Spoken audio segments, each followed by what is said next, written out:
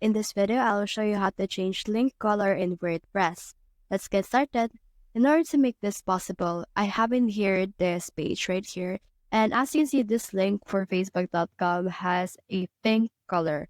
Now, I want to make this black as well. Now, in order to do that, click on this edit page option that you can see right here.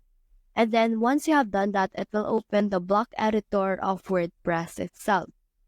Now, on this block editor that will open, you can see a lot of things as well as this link. So what we can do is we can actually select this particular link, click on this arrow down button right here, and click on this highlight. Now, let's make this color. We have here the option for text. Click this right here, which is black. And as you can see, it's been changed to black. Once you have done that, click on the save option right here, and you should be good to go. So that's the whole process. If you have found this video helpful, simply leave a like below or subscribe because it helps reach more people. See you soon!